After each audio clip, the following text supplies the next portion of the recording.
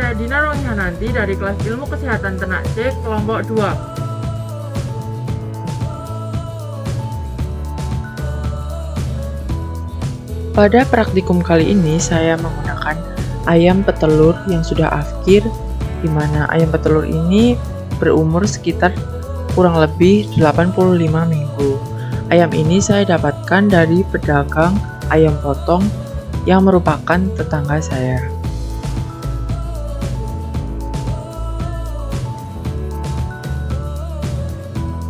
Dilihat dari performa unggas, ayam ini tingkah lakunya cenderung lincah dan aktif bergerak ke sana kemari. Kondisi bulu ayam tersebut cenderung halus dan bersih, namun di beberapa bagian ada bulu yang botak.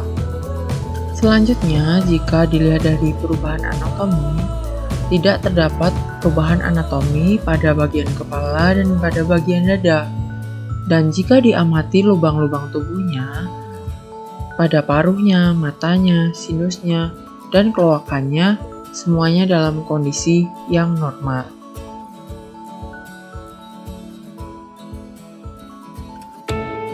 Dalam pengambilan darah dibutuhkan 4 zat bahan berupa yang pertama ada kapas, yang kedua ada alkohol, yang ketiga ada jarum suntik, dan yang keempat ada vakum tube.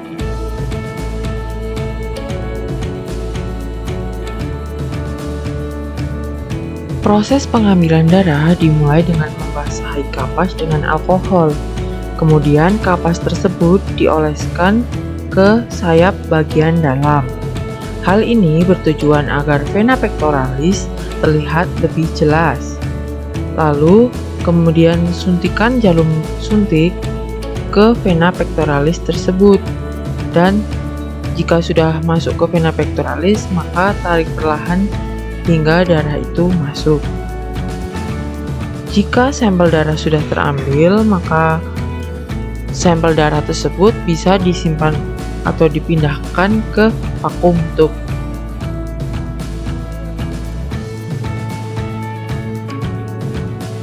Pengertian dari nekropsi adalah pemeriksaan bangkai secara sistematis dengan maksud untuk menemukan penyebab kematian, mengonfirmasikan diagnosis, dan menyelidiki terapi yang gagal jika sebelumnya sudah pernah dilakukan pengobatan.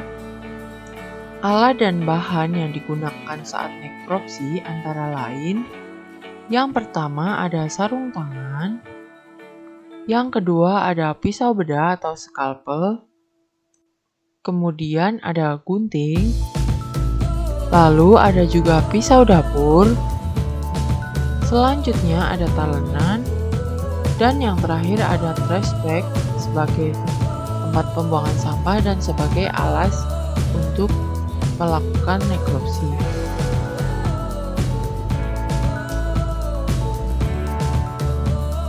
Yang pertama harus dilakukan yaitu dengan menyembelih unggas hingga mati, di mana proses penyembelihan dengan cara memotong 3 pembuluh darah yaitu arteri maupun vena jugularis, yang kedua ada syaraf, yang ketiga ada trakea maupun esofagus pada bagian leher sebelah atas dengan pisau yang tajam saat menyembelih.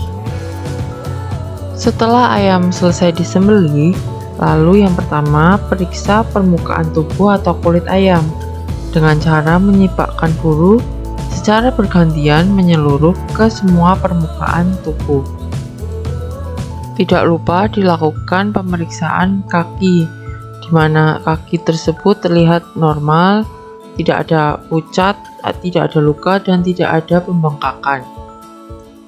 Pada bagian kepala, saat diamati mulai dari permukaan mata, hidung, dan rongga mulut, tidak ada kelainan yang terlihat. Juga tidak ada kebengkakan maupun keluarnya lendir. Saat paruh bagian distal dipotong, pada sinus tidak ada kelainan yang terlihat, tidak ada cairan lendir, dan tidak ada padatan seperti keju. Saat kulit bawah penutup mata dikuakkan, tidak ada kelainan yang terlihat, semuanya normal. terlihat bahwa permukaan laring semuanya normal, tidak ada kelainan, tidak ada radang atau luka, dan bintik-bintik putih. Langkah selanjutnya yaitu melakukan pemeriksaan otak dengan cara menggunting tulang tengkorak atau pembungkus otak. Dapat terlihat bahwa tidak ada kelainan pada bagian otak dan tidak juga terdapat pendarahan. Ketika dilakukan pembedahan pada rongga leher, tidak juga ditemukan kelainan ataupun adanya pendarahan dan semuanya dalam keadaan normal. Nekropsi pun berlanjut dengan pemeriksaan organ dalam, di mana dilakukan pembedahan pada bagian rongga perut dan rongga dada sehingga organ dalam ayam tersebut terlihat. Terlihat bahwa pada rongga dada dan rongga perut ayam tersebut semuanya normal, tidak ada kelainan, tidak ada cairan bening, tidak ada cairan putih kekuningan, dan tidak terdapat padatan seperti keju. Namun, terdapat sangat banyak tumpukan lemak pada bagian perut dan dada. Organ yang pertama terlihat saat pembukaan dada yaitu organ hati. Namun, bisa dilihat bahwa warna hati yang harusnya coklat tua atau merah tua justru berwarna kuning tua. Hal ini menandakan terjadi kelainan. Diperkuat juga organ hati tersebut lebih besar dan mudah rapuh. Kemudian dilakukan pengambilan organ pencernaan dan disusun dan dipisah-pisahkan. Nah, organ pencernaan ini semuanya dalam keadaan normal, di mana ventrikulusnya juga dalam keadaan normal dan berisi pakan. Selain itu, usus juga dibuka dan dibelah menjadi dua. Dinding ususnya dalam keadaan baik dan sehat, tidak juga terdapat cacing ataupun peradangan ataupun tanda-tanda penyakit lain. Berikut ini adalah gambaran usus yang sudah dibelah menjadi dua. Selanjutnya, jantung dilepaskan dengan memotong saluran jantung. Lalu setelah diamati, ukuran jantung normal, pembungkus jantung juga tidak penuh dengan air, dan tidak ada peradangan sehingga semuanya normal. Limfa juga ikut diamati, di mana ukurannya normal dan warnanya pun merah tua, bukan pucat. Pengamatan selanjutnya dilakukan di organ reproduksi, di mana organ reproduksi betina ini dimulai dari ovarium dan saluran oviduct, di mana semuanya dalam keadaan normal dan keadaan ovariumnya pun sangat baik, di mana ovum ini berkembang menjadi kuning telur atau yolk dengan baik dan tidak mudah pecah. Pada pemeriksaan paru-paru, tidak terdapat kerusakan atau radang, dan ketika diuji apung, paru-paru tersebut dapat mengapung dengan baik, dan ketika paru-paru tersebut ditekan juga tidak mengeluarkan lendir. Pada saat pemeriksaan tubuh hewan secara keseluruhan, ternyata terdapat sedikit pendarahan yang berasal dari bekas luka suntikan.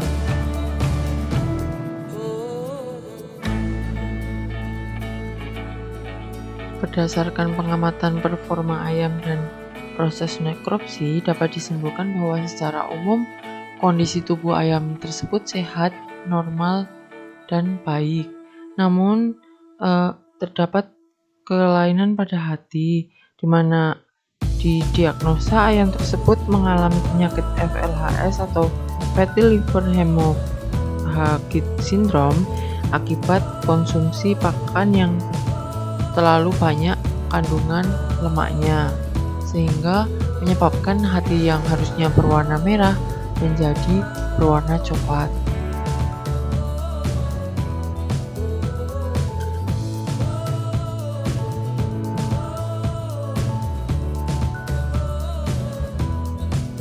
Pengenalan vaksinasi pada unggas.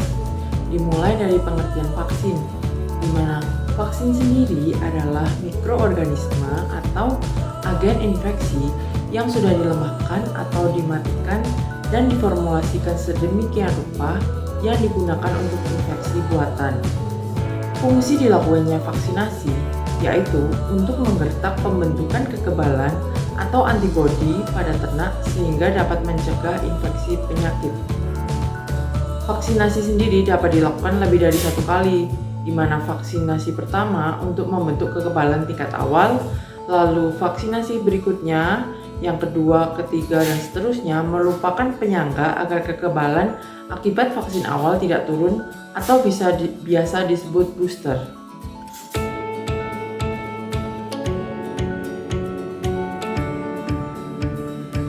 Selanjutnya ada macam-macam vaksin, di mana vaksin dibagi menjadi dua. Yang pertama ada vaksin aktif atau biasa disebut active vaksin atau live vaksin, dan bisa juga disebut vaksin hidup, di mana vaksin ini memiliki bentuk kering beku sehingga pemakaiannya harus dilarutkan terlebih dahulu menggunakan pelarut.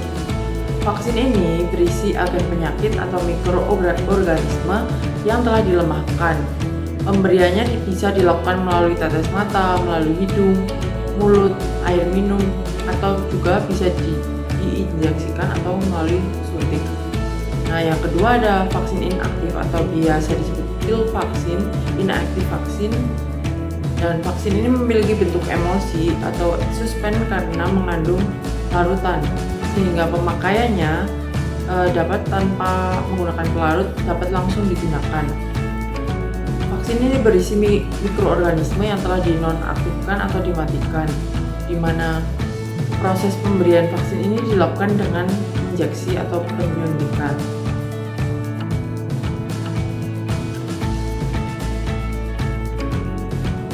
Kemudian ada tolak ukur keberhasilan vaksinasi, di mana yang pertama yaitu kondisi kesehatan ternak yang akan divaksin, yang kedua adalah kualitas vaksin, yang ketiga adalah teknik vaksinasi, yang keempat adalah program vaksinasi, yang kelima adalah keterampilan vaksinator, yang keenam adalah tingkat pencemaran bibit penyakit, dan yang terakhir yaitu program biosecurity. Demikian yang dapat saya sampaikan, kurang lebihnya mohon maaf. Terima kasih.